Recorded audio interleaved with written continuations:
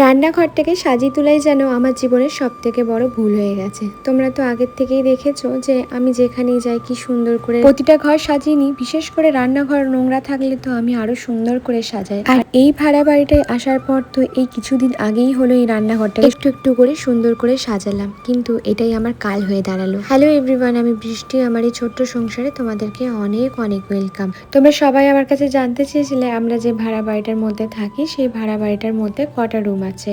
আসলে দুটো রুম আছে, একটা বড় ডাইনিং আছে আর একটা বলতে পারো বেলকানির মতো আছে, আর রান্নাঘর আলাদা আছে। তো এই হলো আমার ঘরের রুম। তার মধ্যে প্রচণ্ড ঘরটা নোংরা ছিল, সেই ঘর নোংরাটাকেই তোমরা দেখতে পেলে আমি সুন্দর করে সাজিয়ে নিলাম। তোমরা যখনই আমি ঘর সাজানোর ভিডিও দিই বা রান্নাঘর সাজানোর ভিডিও দিই তোমরা দেখো আর ভীষণ পরিমাণে প্রশংসা করো। আর সেই জিনিসটাই কিছু মানুষের চোখে এমনভাবে লেগেছে যে আমাকে বাধ্য হয়ে এই ঘরটাই ছেড়ে দিতে হবে। আমি এখন মন প্রাণ দিয়ে বিশ্বাস করি যা হয় ভালোর জন্যই হয়। আসলে কি বলতো, দুদিন আগেই দেখলাম অনেকগুলো বাচ্চা বাচ্চা সাপ কিন্তু পেছন দিকে বাগানটাতে খেলা করছিল, আর অর্ক ওই দিকেই ছিল। ভাগ্যিস সেই সময় আমার চোখে পড়েছিল। আর একটা সাপ তো রীতিমতো ঘরে ঢুকতেই চাইছিল। আসলে আমি সাপ সেভাবে চিনি না কোনটা কি সাপ, তো আমি বলতেও পারবো না যে ওটা বিষধর সাপ ছিল কি ছিল না। আর আমি সাপকে ভীষণ পরিমাণে ভয় পাই। তো ভালোই হলো, যা হয় ভালোর জন্যই করে ঠাকুর। কারণ আমাদের এখন ফিনান্সিয়াল এতটা ভালো অবস্থা নেই যে আমরা খুব একটা দামি ঘরে গিয়ে থাকতে পারবো। আমরা মোটামুটি ভাড়া বাড়িতে থাকে পরে মোটামুটি একটা টাকার অ্যামাউন্ট দিয়ে ভাড়া বাড়িতে থাকতে পারবো। আর সেই বাকি টাকাটা দিয়ে কিন্তু সংসার চালিয়ে একটু পরিমাণ হলেও সেভিংস করতে পারবো। সেই জন্যই কিন্তু আমরা চেষ্টা করি একটু কমের মধ্যে বাড়ি ভাড়া খোঁজার, আর কিছুই না। এমন নয় যে থাকতে পারবো না, বেশি টাকা দিয়ে থাকতে পারবো, কিন্তু তাহলে হয়তো আমাদের সেভিংসটা হবে না। আর এখন আমাদের মনে হয় লোক দেখানির থেকে বেশিরভাগটাই হলো মাথার উপরে একটা সিম্পল ছাদ দরকার। আসলে ইউটিউবে আসার পর থেকে আমি একটু একটু করে ঘরে সব জিনিসপত্র করেছি, অনেক কষ্ট করেই করেছি। তারপর থেকেই বলতে পারছি যে আমার ঘরের জিনিসপত্র এতটাই বেড়ে গেছে যে ছোটো ঘরে আর হচ্ছে না। অনেকেই বলে ভাড়া বাড়িতে এত জিনিস করতে না, কিন্তু থাকার মতো যতটুকু জিনিস দরকার আমাদের ঘরে কিন্তু ঠিক ততটুকু জিনিসই লাগে। এই যে দেখো, এই টেবিলটা কিন্তু শিলিগুড়িতে খাওয়ার জন্য কিনেছিলাম, কিন্তু এই টেবিলটা এখন আর খাওয়া হয় না। এই টেবিলটাই শুধুমাত্র অর্কর পড়াই হয়। আর ফেলে দিতেও পারছি না, বড্ড মায়ার জিনিস। আসলে অনেক কষ্ট করে টাকা দিয়ে কিনেছিলাম তো, তাই ফেলে দেওয়ার কথা তো মাথাতে আসেই না আমার কোনো কিছু। অনেকের অভিযোগ আমি কেন প্রতিদিন ভিডিও দিচ্ছি না। বিশ্বাস করো, আমি ভীষণ মানসিক চাপে ভুগছি। শুধু আমি না, আমি প্রীতম, আমরা দুজনেই একটু মানসিক চাপেই ভুগছি। কারণ তোমরা রিসেন্টলি দেখলে আমরা এই ঘরটা চেঞ্জ করেছি। আর হ্যাঁ, সত্যি কথা বলতে কি জানো তো, এরকম মেন্টালিটি নিয়ে থাকতেও আমরা পারবো না এরকম একটা ঘরে। তাই কিন্তু আমরা তিনজন মিলে ডিসাইড করেছি ঘরটা আমাদেরকে ছাড়তেই হবে। আমরা যতবার এই ঘরটা বাগাতে চাইছি ততবার কেমন জানি উলঝে যাচ্ছে।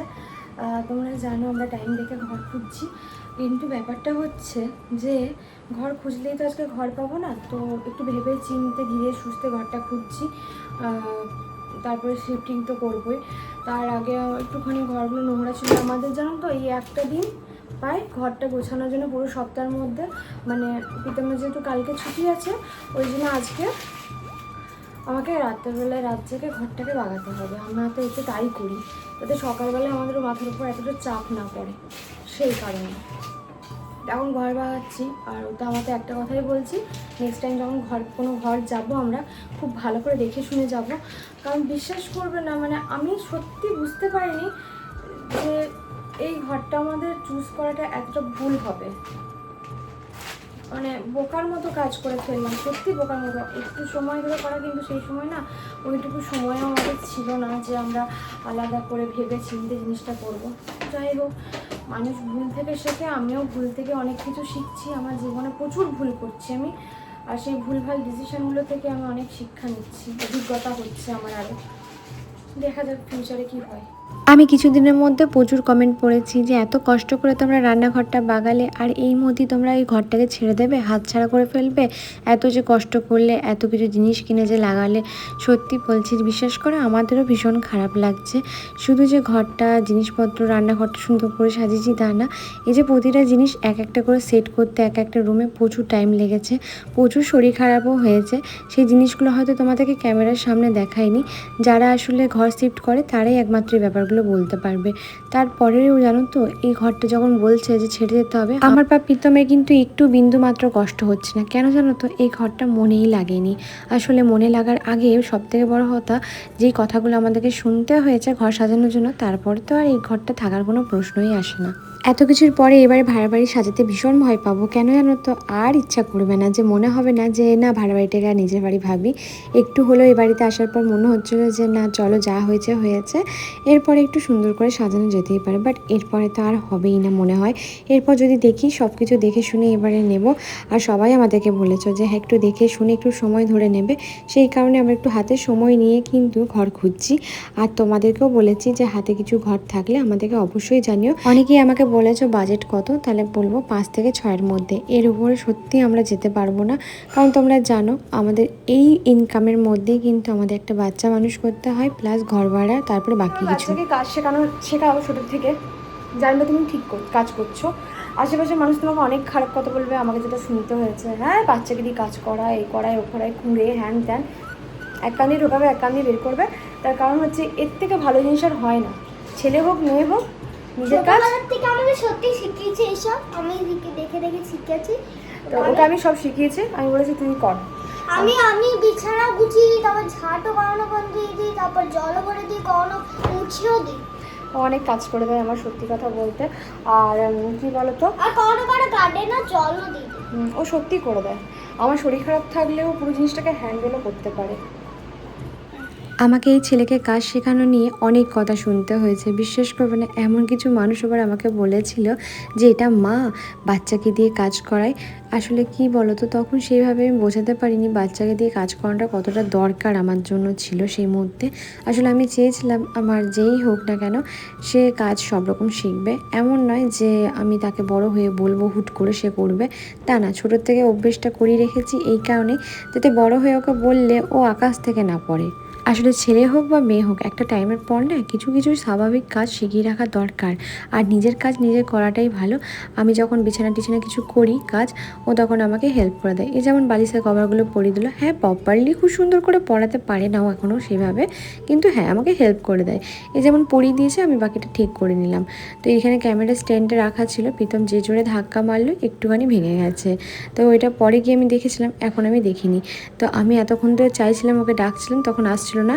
এসে পরে দেখো বিছানাটা, আমার বিছানার চাদর জড়ো হলে ভীষণ মাথা গরম হয়ে যায় জানো। আমি তোমাদেরকে সবসময় এই রুমটা দেখাই, ওই রুমটাও আজকে তোমাদেরকে দেখিয়ে দিলাম। এই রুমটা জানো তো অর্কর পড়ার জন্যই করেছিলাম, আর এই রুমটাতে আমরা কেউ শুইও না, তো এই রুমটায় নর্মালি থাকে, কখনো যদি কেউ আসে তখন তাকে এই রুমটাতেই শুতে দেবো ভেবেছিলাম, কিন্তু তার আগেই তো ঘরটা ছাড়তে হবে। আসলে সব থেকে বড় কথা, আমার এই ঘরটা মাই দেখতে আসেনি এখনো পর্যন্ত, মা এখনো পর্যন্ত দেখতে আসেনি, তা বাকি সবাই দেখে গেছে, কিন্তু মা এখনো পর্যন্ত দেখতে আসেনি। তো এখানে দেখো এই দিকে বিছানাটাও খুব খারাপ অবস্থা। আজকে রাত জেগে ঘর বাগাচ্ছি, কালকে ছুটি আছে, কালকে একটু দেরি অবধি ঘুমালেও কোনো অসুবিধা নেই, কিন্তু আজকে কিন্তু রাত জেগেই কিন্তু ঘরটা বাগাচ্ছি, কারণ আমাদের পুরো সপ্তাহের মধ্যে একটা দিন মনে হয় আমরা ছুটি নিই, কিন্তু ওই যে কাজেই চলে যায়। তাও ভাবলাম যে যতটা করে রাখার করে রাখি। আজকেই ভেবেছিলাম ফ্রিজটাও বাগিয়ে নেবো, সবই করে নেবো। দুটো রুম সুন্দর করে বাগানো হয়ে গেছে, জাস্ট এই বিছানাটা বাগিয়ে নেওয়ার পর আমি এবার বাকিটা করব। বিশেষ করে এই প্রোডাক্টটা ভীষণ ভালো বলে, মানে প্রমোশন থেকেই গদিটা দিয়েছিলো বলে আমি ফেলতে পারি না। তাছাড়া বিশেষ করে এটা না আমার বোঝা লাগে একবার করে, এটা যদি না থাকতো, এটার বদলে যদি একটা সোফা থাকতো, আমার জায়গাটা অনেকটাই বাঁচতো। কিন্তু এই পুরো ম্যাট্রেসটা না আমার পুরো ঘরের অর্ধেকটা জায়গা খেয়ে নেয়, এমনকি খুব বাজেও লাগে জানো তো সামনে যখন পেতে রাখি, কিন্তু এটা না কোথাও পাতার জায়গা নেই বলে কিছু করার থাকে না। অনেকে বলে যে এটা খাট করে পাততে, এটা খাট করতে গেলে এখন আমার প্রচুর টাকা খরচা হয়ে যাবে, তো অতএব আমি এত টাকা খরচা করতে চাইছি না। ইন ফিউচারের কথা জানি না কি হবে, তো দেখা যাক কি হয় না হয়। আর এই বিছানাটা পাতার জন্য দুটো মানুষইও যথেষ্ট, মানে দুটো মানুষ লাগে, না হলে একটা মানুষ সত্যিই হিমশিম খেয়ে যায়, খুব কষ্ট হয় এটা পাততে। আর এদিকে পর্দাগুলো দেখো স্প্রিং দিয়ে করেছিলাম, তো স্প্রিংগুলো একটু বেরিয়ে আছে, খারাপই লাগছে দেখতে, কিন্তু এখন আর খারাপ লাগে না। আমি একটা জিনিস মেনে নিয়েছি যে ভাড়া বাড়ি কখনো নিজের বাড়ি হয় না, তো ভাড়া বাড়িটাকে ভাড়া বাড়ি হিসাবেই দেখা ভালো। তো এখানে এসেছিলাম ফ্রিজ পরিষ্কার করতে, আসলে ফ্রিজ পরিষ্কার করতে না, ফ্রিজে কটা জিনিস ছিল সেই কটা জিনিসই আমি ফ্রিজ থেকে নিতে এসেছিলাম।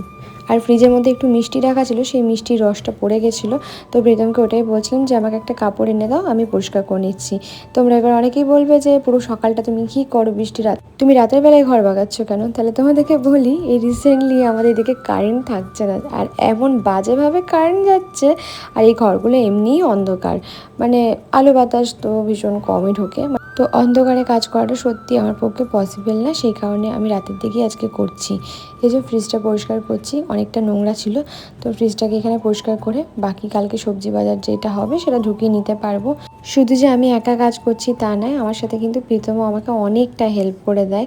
আর আমার ফ্রিজে লেবু এভাবে কেটে রেখে দিই, তাতে গন্ধটা থাকে না ফ্রিজের মধ্যে। আর যেহেতু কারেন্ট থাকছে না, বুঝতে পারছো, কারেন্ট প্রায় 6 ঘন্টা 8 ঘন্টা 10 ঘন্টা এরকম মতো থাকছে না কারেন্ট, জানো, এইরকমভাবে চলে যাচ্ছে, জীবনটা জাস্ট ভাজা ভাজা হয়ে যাচ্ছে। তো আমাদের এখন রিসেন্টলি যেটা দরকার সেটা হচ্ছে এমন একটা জায়গা যেখানে কারেন্টটা একটু কম যায়, এত যায় না, প্রায় 8-12 ঘন্টা কারেন্ট যাওয়া মানে বুঝতে পারছো আমাদের মতো মানুষদের কী অবস্থা হচ্ছে। তো এখানে গ্যাসটাও পরিষ্কার করতে চলে এসেছি। সকাল দিক থেকে আমি কিচ্ছু করতে পারিনি, পুরো ঘর অন্ধকার। একটা ছোট্ট রান্নাঘরে জানলা আছে যেটা থেকে আলো না আসাই বলতে পারো, তোমরা দেখেছো আলো আসেই না। আর চার্জার লাইট কতক্ষণ আর জ্বলবে বলো, 8 ঘন্টা 12 ঘন্টা যদি কারেন্ট না থাকে ততক্ষণ তো আর জ্বলেও না। তো সেই কারণে রাতের বেলাতেই আমি এগুলো করছি। প্রথম এদিকে বাসনগুলো ধুচ্ছিল আর আমি এইদিকে স্কচ ব্রাইট দিয়ে পুরো মানে গ্যাসটাকে ভালো করে মেজে নিজে ভালো করে ধুচ্ছিলাম। আমার এত পরিমাণে গ্যাসের প্রবলেম হচ্ছে, আমি কেন হচ্ছে বুঝতে পারছি না। মানে আমাকে ওভেনটা সার্ভিসিংয়ে দিতে হবে, কারণ আমার না গ্যাসের জোরই হচ্ছে না, আমার ভীষণ পরিমাণে এটা প্রবলেম হচ্ছে। আর অনেকেই বলেছিলে যে এই যে মার্বেলের এইগুলো লাগিয়েছো, মানে এই যে স্টিকারগুলো লাগিয়েছো বৃষ্টি, এগুলো কি ওয়াটারপ্রুফ? হ্যাঁ, এগুলো ওয়াটারপ্রুফ, তুমি জল দিয়ে মুছতে পারবে। আর রান্নার যে তেল চিটগুলো লাগে সেই তেল চিটগুলো কিন্তু খুব সুন্দর করে উঠে যায়, কোনো কিছু প্রবলেম হয় না, এটা ওয়াটারপ্রুফই বটে। আর এটা কিন্তু আমি অনেক দিন ধরেই দেখলে লাগিয়েছি, ব্যবহার করছি, এইভাবেই জল দিয়ে মুছি।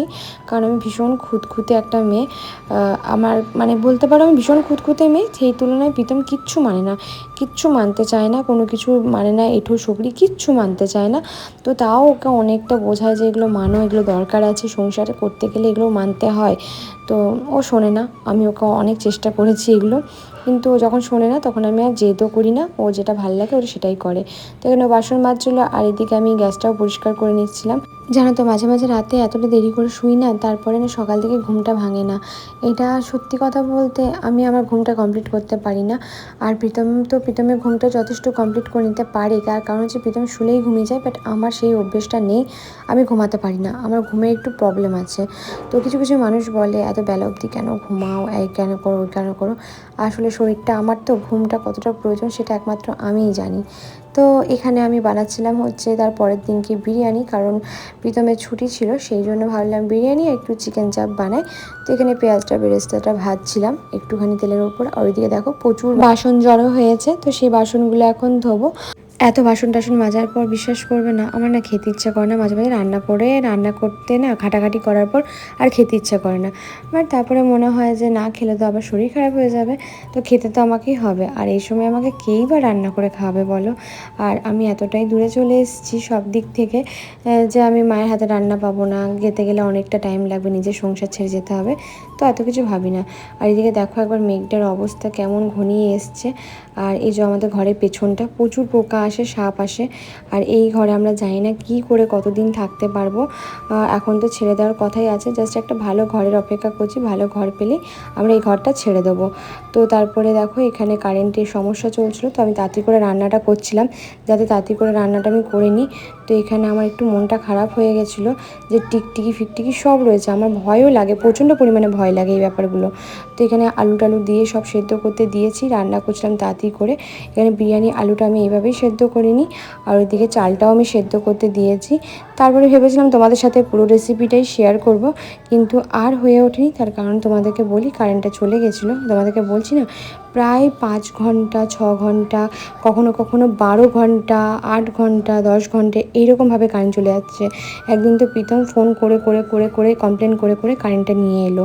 আমরা যে ঘরটায় থাকি তাদের কোনো রেসপন্সিবিলিটি বলে কিছুই নেই, যে এত প্রবলেমের মধ্যে আছি বা কিছু হ্যান ত্যান, কোনো কিছুই প্রবলেম নেই।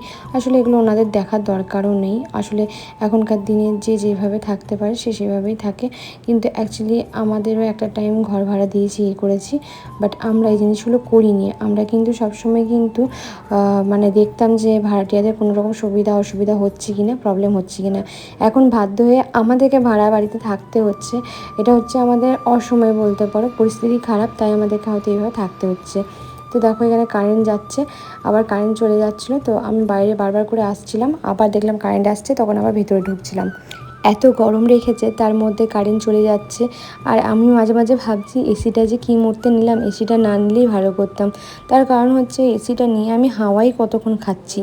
তো এখানে প্রীতম আমাকে কিছু একটা বলেছিল, যে কারণে আমি প্রচুর পরিমাণে হাসছিলাম। এই গরমের মধ্যে কাজ করতে করতে এই যে ও একটা দুটো করে কথা বলে, এটাতে ভীষণ হাসি পায়। আজকে সকাল থেকে তেমন কিছু কাজ করতেই পারিনি, কারণ কালকে সব কিছু বাগিয়ে গুছিয়ে রেখেছিলাম। এটা আমি একটা সুবিধার মতো কাজ করেছি, মানে কাজগুলো সব করে রেখেছিলাম বলে আমাকে সকাল থেকে এত কিছু করতে হয়নি আজকে। তো তারপরে উঠলাম, উঠে হালকা টিফিন খেয়ে আমি অর্ক স্কুল গেছে, তো তারপরে আমি রান্নাটা বসিয়ে দিলাম, যে তাড়াতাড়ি করে রান্নাটা বসিয়ে দিয়ে এরপরে বাকি টাইমটা এবার ঘরেই কাটাবো। আজকে বেরোনো যাবে না, কারণ প্রচুর পরিমাণে বাইরে ঝড় উঠবে, বৃষ্টি উঠবে, এরকম একটা দেখাচ্ছে ওয়েদার। প্লিজ আমাদেরকে কেউ একটু ঘরের সন্ধান দাও, মানে আমরা রীতিমতো হেজে যাচ্ছি, এত গরম। এখন একটু কারেন্টটা এলো, আমি ভিডিও করছি, আমি জানি এখনই কারেন্টটা চলে যাবে, কারেন্ট থাকবে না, কারণ এত কষ্ট হচ্ছে তোমরা ভেবে মানে জাস্ট বলে বোঝাতে পারবো না, এতটা প্রবলেম হচ্ছে এই গরমটার মধ্যে। তো জাস্ট কিছু বলার নেই। আর তোমরা আমাকে সবাই বলো যে বৃষ্টি তোমার লিপস এত কালো কেন? তো আমার ঠোঁট কালো, তার কারণ হচ্ছে আমার জেনেটিক্সের কারণে আমার একটু প্রবলেম আছে। তাও তোমরা দেখতে পারবে আমার ঠোঁটটা কিন্তু অনেকটা লাইট হয়েছে। আর এই লাইটটা হওয়ার পেছনে একটা লিপ বাম আছে, আমি লিপ বামটা লাগাচ্ছি অ্যান্ড সত্যি বলছি ভীষণ ভালো কাজ দিচ্ছে, মানে ভীষণ ভালো, মানে ভীষণ ভালো। আমার ডার্ক লিপ, মানে আমার জন্মগতই ডার্ক লিপ, দেখো আমার অনেকটা কমে গেছে।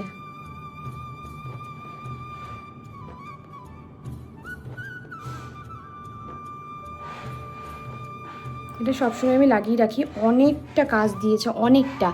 তো আমি বলবো তোমাদের যাদের ডার্ক লিপ জন্মগত, মানে আমার লিপস্টিক লাগিয়ে এই জিনিসটা হয়েছে। আমি আগে ছোটোবেলায় নাচ করতাম অ্যান্ড কম দামি প্রচুর লিপস্টিক লাগিয়েছি, তো সেই কারণে এই জিনিসটা হয়েছে আমার প্রবলেমটা।